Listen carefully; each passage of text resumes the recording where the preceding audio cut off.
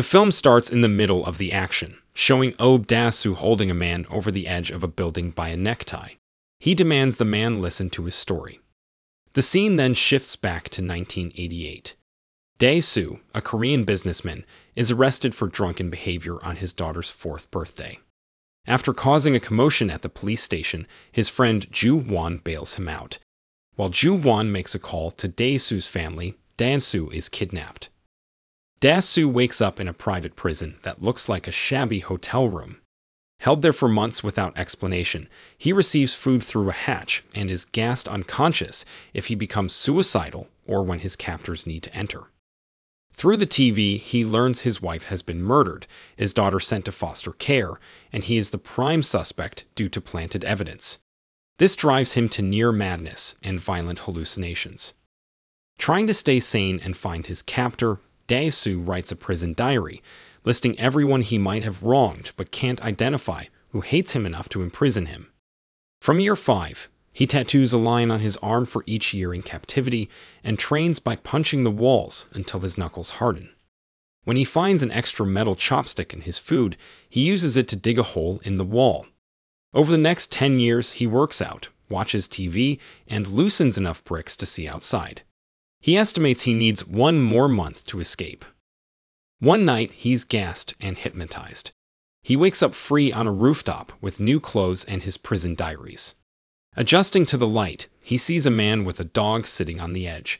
It's the first person he's seen in 15 years. The man is suicidal and tells Dae-su, "Even though I'm no better than a beast, don't I have the right to live?" He tries to jump, but Dae-su saves him by grabbing his necktie. Dae-su asks him to delay his death to hear his story. The scene ends where the movie began. After telling his story, Dae-su walks away, ignoring the man's plea to share his own story. As Dae-su exits the building, the man jumps, landing on a car and killing himself and his pet. Dae-su pauses and smiles, thinking, "Laugh and the world laughs with you. Weep and you weep alone," quoting Ella Wheeler Wilcox's poem Solitude, which he uses as a mantra in difficult times. Dae-su, unsure what to do with his freedom, is framed for his wife's murder. When attacked by thugs, his years of solitary training pay off as he fends them off with his fists. A homeless man gives him a wallet full of cash and a cell phone. Dae-su then meets Mi-do, a sushi bar worker he recognizes from a cooking show. An unknown man calls Dae-su, claiming to be his captor and taunting him to find out why he was imprisoned. He gives a cryptic clue: a grain of sand and a rock both sink in water with the same speed. Dae-su asks Mi-do for something alive to eat and swallows a live squid, shocking her. He collapses with a high fever, and Mi-do takes pity on him and takes him in. At Mi-do's apartment, Dae-su, in a moment of weakness, tries to assault her. She fends him off but understands his desperation, telling him she will make love to him when she's ready. Mi-do finds out Dae-su's daughter was adopted by a couple in Sweden. Dae-su decides not to contact her yet. Returning home with Mi-do, he discovers she's been chatting online with his captor. Distrustful, Dae-su leaves. Dae-su recalls the taste of the dumplings he ate in prison and the name Blue Dragon from a received fragment. He visits several Chinese restaurants with Blue Dragon in their name until he finds the right one, Magic Blue Dragon. Following the delivery boy, he locates the prison and tortures the manager, Mr. Park, by pulling out his teeth with a hammer. Mr. Park directs him to a tape recording revealing the prison is for private incarcerations. Dae-su's captor booked him for 15 years, stating, Dae-su talks too much. As Dae-su leaves, prison guards attack him, but he fights them off with his hammer and fists, despite being stabbed. Gravely injured, he is put into a taxi by a man who sends it to Mi-do's address, revealing himself as Dae-su's captor, though Dae-su is too weak to react. Back at home, Mi-do nurses Dae-su back to health. Dae-su visits his friend Joo-hwan, who helps identify Mi-do's online chat friend, Evergreen. They initiate a chat, and Evergreen taunts Dae-su, congratulating him on his wife's murder case being dismissed. Dae-su returns home and tries to force information from Mi-do, suspecting her involvement with Evergreen. Suddenly, Joo-hwan calls, revealing Evergreen's user ID and address linked to Soo-ah. Dae-su realizes the address is in the building across from Mi-doo's apartment. He rushes over and meets his captor, Woo-jin, and his bodyguard, Mr. Han. Dae-su tries to attack, but is incapacitated. Woo-jin tells Dae-su he can't kill him because he'll never learn why he was imprisoned and threatens to deactivate a pacemaker in his chest if tortured. Woo-jin proposes a game.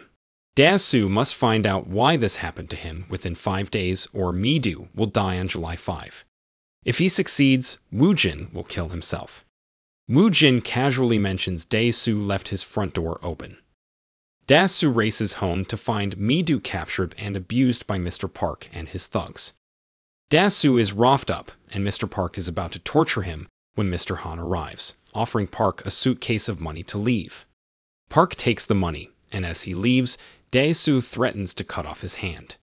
Dae-su and Mi-doo leave the apartment and grow closer. Mi-doo indicates she is ready to make love, and they do. Afterwards, they are gassed, and Woo-jin leaves a package containing Mr. Park's severed hand. Dae-su realizes Woo-jin is bugging him and finds a wire in his shoe. The next day, with Mi-doo's help, Dae-su discovers Evergreen refers to his old high school, where Woo-jin was a fellow student. Joo-hwan confirms this and mentions Woo-jin's sister, who had a promiscuous reputation and later killed herself. Enraged by Joo-hwan's comments about his sister, Woo-jin beats him to death while Dae-su listens over the phone. Suspecting his imprisonment is related to the sister's death, Dae-su tracks down Mr. Park, who, now cooperative, agrees to keep Mi-doo safe at Dae-su's old prison. Park also confirms Dae-su was repeatedly drugged and hypnotized. Dae-su talks to another classmate about Woo-jin and his sister. Rumors about her sex life and possible pregnancy were spread by Joo-hwan, but Dae-su realizes he was the source. He suddenly remembers more details.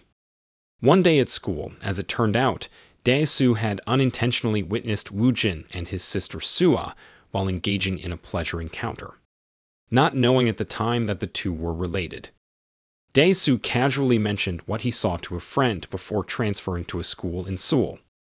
The rumor spread and Soo-ah eventually committed suicide by jumping off a dam on July 5. Dae-su realizes the clue means that both a casual remark and an outright accusation can have equally devastating consequences, so Woo-jin holds him responsible for Soo-ah's death. Dae-su finds Woo-jin and confronts him with this information. He accuses Woo-jin of erasing his memory with hypnosis, but Woo-jin denies it, saying Dae-su simply forgot because he thought it was insignificant. The rumor grew, suggesting Soo-ah was pregnant. Whether true or not, she believed it and killed herself out of fear of public humiliation. Dae-su implies that Woo-jin killed his own sister to avoid fathering her child and blamed Dae-su to cope with his guilt. Woo-jin has a photo of Soo-ah on the dam, taken the day she died, showing he was there. He then reveals something worse. He gives Dae-su a photo album starting with a family portrait of Dae-su, his wife, and daughter. As Dae-su flips through, he realizes in horror that his daughter is Mi-doo. At the same time, Mi-doo finds the angel wings Dae-su bought for her 4th birthday. Woo-jin manipulated their lives, secretly caring for Mi-doo since she was 3 and using hypnosis. Enraged, Dae-su fights Mr. Han, who, despite being mortally wounded, subdues him until Woo-jin shoots and kills him. Dae-su learns Mr. Park still works for Woo-jin, gaining ownership of the prison by severing his hand. Mr. Park, with Mi-doo, is ordered to give her a similar album. Horrified, Dae-su begs Woo-jin to stop, then cuts off his own tongue to ensure he never talks too much again. During this scene, Woo-jin appears to be crying, but is actually laughing smugly, hiding it to watch Dae-su's torment. With his vengeance fulfilled, Woo-jin decides to spare Mi-doo and prepares to kill himself and Dae-su with the same bullet. He changes his mind and gives Dae-su a remote switch to his pacemaker. When Dae-su uses it, it activates a tape recorder instead of killing Woo-jin. Woo-jin leaves in an elevator, leaving Dae-su alone with the recording of his incestuous encounter. As Woo-jin leaves, we see his memory of his sister's death. He tries to save her from jumping off the dam, but she asks him to let go, saying she has no regrets. He releases his grip, and she falls. Back in the elevator, Woo-jin realizes revenge hasn't eased his pain. He mimics cocking a gun with his hand and shoots himself in the head. In the epilogue, Dae-su, now mute, seeks out the hypnotist who originally hypnotized him and Mi-do. He asks her to help him forget the secret, writing a letter that ends with, "Even though I'm no more than a beast, don't I too have the right to live?" This is the same line Dae-su heard from the suicidal man at the beginning of the movie. The hypnotist tells Dae-su to imagine himself back at Woo-jin's penthouse. She uses hypnosis to split him into two personalities: the beast who remembers the secret and the ignorant Dae-su who does not. As Dae-su splits into two, a reflection of himself appears in the window. The hypnotist instructs the beast to walk away, aging a year with each step until he dies at 70. The beast remains grim and unmoved, while the ignorant Dae-su, reflected in the glass, mourns the loss of his memories. The cassette player finishes playing, and the screen turns black. Dae-su wakes up alone on the cold ground, feeling delirious. He stumbles and eventually meets Mi-do, who embraces him. She tells him she loves him, and he smiles, but the smile slowly turns into a tortured grimace. If you enjoyed this video, don't be shy to hit the like button, and if you disliked it, hit the dislike button twice, just to be sure. It would be best if you watched the whole movie. Thank you very much for watching. Please subscribe for more videos like this.